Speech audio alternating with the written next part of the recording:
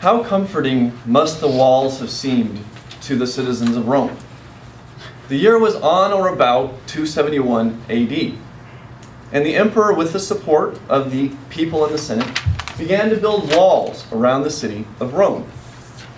Of course, the immediate and obvious reason for these walls was to protect the city from barbarian invasions, those outside of the empire who wanted to attack the city. But there were more fundamental reasons why these walls were deemed necessary. And historian John David Lewis briefly recounts this story in his book, Nothing Less Than Victory. For one thing, the military had moved away from a strong people-based army to a reliance on foreign powers, which of course did not have the same loyalty to Rome as did the previous more republican sort of army. There were massive welfare programs, distributions of food and goods, and so the citizenry spent its efforts and resources trying to get the largesse of the state rather than producing goods and services to contribute to the economic prosperity of the region. And of course, so you had things like food riots and riots to get government welfare, much as we've seen recently in Greece and Italy. And of course, in this era, there was also massive devaluation of the coinage. We have advanced beyond the Romans in this respect, because today we have much more sophisticated sounding euphemisms. Today, coinage debasement is called quantitative easement.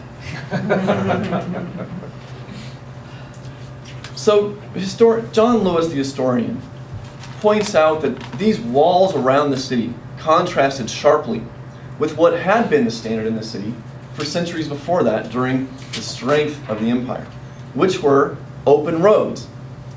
The open roads, Lewis points out, were actually a symbol of the regions of the empire's strength because they had the military might to keep its enemies at bay. No one even dared to cross the Roman threshold with ill intent. And they were open to the free movement of goods and people. So the roads signified the strength of the empire, whereas the walls signified weakness, internal decay, and corruption. Fast forward to today's world in the United States.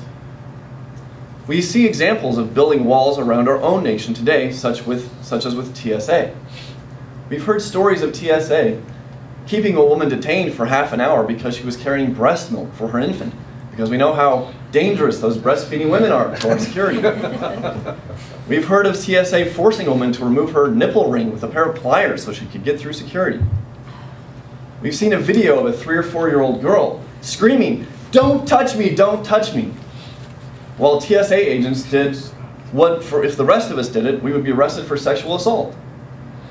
So here we are, our modern roadways are the airways to a large degree, and we are building up walls around our cities, around our country, and preventing the free movement of goods and services. To take another example, as Amanda was discussing, a lot of people today are calling for restraints of trade. Just one example here locally, Ryan Fraser lost his congressional bid against Ed Perlmutter to a large degree because he was viciously attacked for having business ties to a company that, quote, outsourced American jobs. But why is it bad for companies to make economic hiring decisions? And since when do these jobs belong to the nation state? When did we become this collectivist country where the jobs belong to the people as a whole and to the politicians? I always thought a job was a private contract between two private parties. Yet another example, very literal walls down at our southern borders. We have fences to keep out these people who want to come here and work hard and contribute to our economic prosperity. And indeed, a lot of people want to build massive walls all the way across the border to make sure we can keep everyone out who wants to come here and work hard. Now, of course, a lot of the motivation behind this is our own massive welfare programs.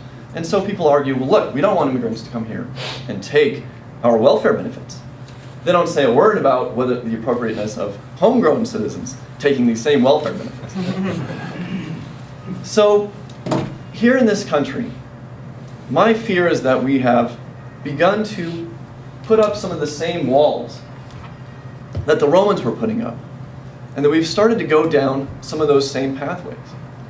And I think that we need to remember that walls are not a sign of strength. Walls are a sign of weakness. Walls mean We do not have the power and the confidence in ourselves to keep our enemies at bay.